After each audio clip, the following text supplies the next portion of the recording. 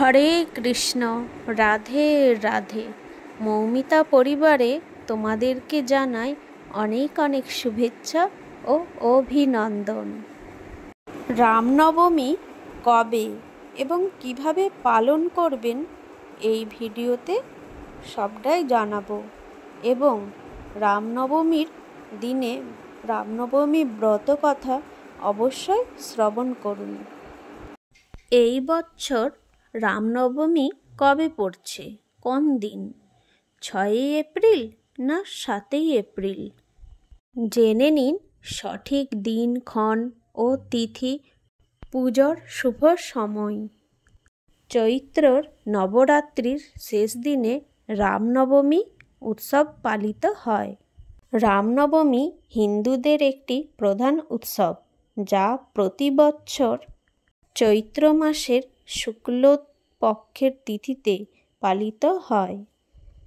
এই দিনে ভগবান রামের পুজো করা হয়। ধর্মীয় বিশ্বাস অনুসারে এই দিনে ভগবান রামের জন্ম হয়েছিল, তাই এই দিনটিকে ভগবান রামের জন্মদিন হিসেবে পালিত হয়। এই বছর রামনবমী কবে পালিত হবে তা জেনে নিন এই ভিডিওর মাধ্যমে। রামনবমী 2025 সালের 6ই এপ্রিল রবিবার। রামনবমীর পূজার মুহূর্ত শুরু হবে 2025 সালের 6ই এপ্রিল সকাল 11টা 8 মিনিট থেকে দুপুর 1টা 39 মিনিট পর্যন্ত। নবমী তিথি শুরু হবে 2025 সালের 5ই এপ্রিল সন্ধ্যা 7টা 26 মিনিটে। নবমী তিথি শেষ 2025 সালের 6ই এপ্রিল সন্ধ্যা 7টা 22 মিনিটে। রামনবমী কিভাবে এবং কেন পালিত হয়? রামনবমী উৎসব মর্যাদা পুরুষোত্তম ভগবান রাম জন্মবার্ষিকী হিসেবে পালিত হয়। এই দিনে ভক্তরা যথাযথ রীতিনীতি মেনে ভগবান রামের পুজো করেন। এই শুভ উপলক্ষে অনেক জায়গায় ভগবান শ্রী রামের কথা শোনার ঐতিহ্য রয়েছে। কিছু লোক রামনবমীর দিনেও উপবাস রাখেন। কথিত আছে যে এই দিন উপবাস করলে ব্যক্তির পরিবারে সুখ ও সমৃদ্ধি আসে। ভগবান শ্রী রামের জন্মস্থান অযোধ্যায় এই উৎসবের এক ভিন্ন প্রাণবন্ততা দেখা যায়। রামনবমী উপলক্ষে দূর দূরান্ত থেকে ভক্তরা অযোধ্যায় আসেন এবং সরযূ নদীতে পবিত্র স্নান করার পর তারা ভগবান রামের মন্দিরে যান। ভগবান শ্রী রামের 11 অজানা তথ্য। বিষ্ণুর 10 অবতারের মধ্যে রাম অবতার 7ম। রামের আগেও বিষ্ণু মৎস্য, কূর্ম, বরাহ, নরসিংহ, বামন, পরশুরাম অবতারে মর্তে অবতরণ করেছিলেন। রামের পর বিষ্ণুর 8ম অবতার হল কৃষ্ণ। প্রচলিত বিশ্বাস অনুযায়ী মনুষ্যরূপে জন্মগ্রহণ করা বিষ্ণুর অবতার রাম সবচেয়ে পুরানো আরাধ্য দেবতা। ত্রেতা যুগে জন্মগ্রহণ করেছিলেন রাম, যা আজ থেকে প্রায় 12,96,000 আগে শেষ হয়েছে। সেই থেকে ভক্তরা রামের আরাধনা করে আসছেন। ইক্ষ্বাকু বংশে জন্মগ্রহণ করেছিলেন রাম। সূর্যপুত্র ইক্ষ্বাকু এই বংশ স্থাপন করেন, তাই রামকে সূর্যবংশী বলা হয়ে থাকে। বিষ্ণুর সহস্র নামের মধ্যে বিষ্ণু 394তম নাম হল রাম।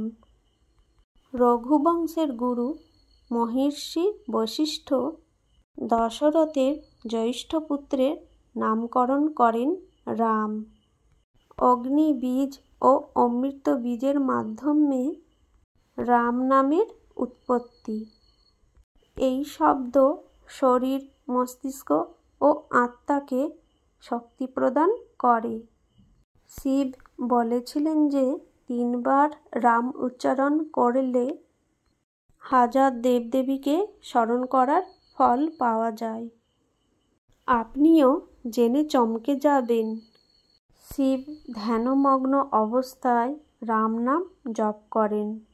বজরংবলীর সঙ্গে যুদ্ধে পরাজিত হয়েছিলেন রাম। পুরাণ অনুযায়ী ঋষি বিক্রমাদিত্য রামকে কাশীর রাজা ইয়াতির সঙ্গে বধ করার আদেশ দেন। প্রাণ রক্ষার জন্য কাশীরাজের ডাকে রণক্ষেত্রে নামেন বজরংবলী। রাম ও হনুমানের মধ্যে জোর যুদ্ধ বাধে। হনুমান রাম নাম জপ করতে থাকেন, যে কারণে রামের কোনো প্রহারই বজরংবলীর শরীরে আঁচড় কাটে না। অবশেষে রাম নিজের পরাজয় স্বীকার করেন। সীতাকে উদ্ধার করতে লঙ্কায় যাওয়ার জন্য বানর সেনার সাহায্যে রাম সেতু নির্মাণ করেন রাম লক্ষ্মণ। রাম সেতুর প্রধান কারিগর ছিলেন নল ও নীল। এই সেতু নির্মাণ করতে 6 দিন লাগে ও এর দৈর্ঘ্য ছিল 30 কিলোমিটার। দেবী মহামায়ার সামনে বলি দেওয়ার উদ্দেশ্যে রাম ও লক্ষ্মণকে অপহরণ করেন ওই রাবণ।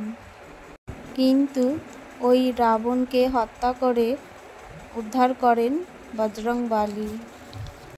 মন্থরার কুপরামর্শে কইকেয়ী দশরথের কাছে বর চেয়ে রামকে 14 বছর বনবাসে পাঠান। এই তথ্য সকলেরই জানা। তবে অনেকে জানেন না যে রামকে বনবাসে পাঠিয়ে মন্থরা নিজের প্রতিশোধ তোলেন। পুরাণ অনুযায়ী একদিন রাম খেলার সময় নিজের খেলনা দিয়ে ভুল করে মন্থরার কুঁজো পিঠে আঘাত করেন।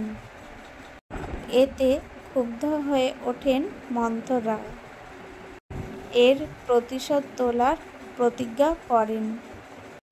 নিজের প্রতিজ্ঞা পূরণের জন্যই কইকেয়ীকে ব্যবহার করে রামকে 14 বছরের বনবাসে পাঠান তিনি।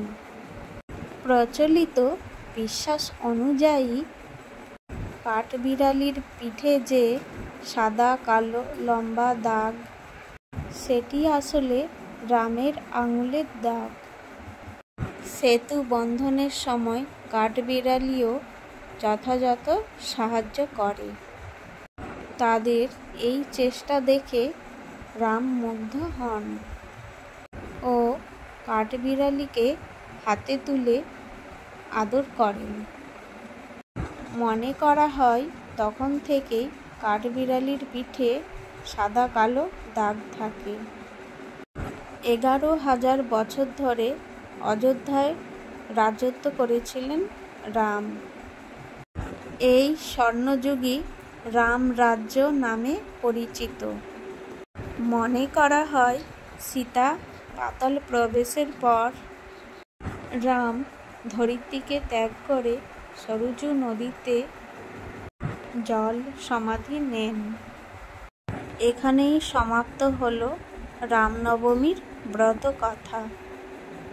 সকলেই ভালো থেকো এবং সুস্থ থেকো। ভালো লেগে থাকলে একটি লাইক এবং কমেন্টে জানিও জয় সীতারাম।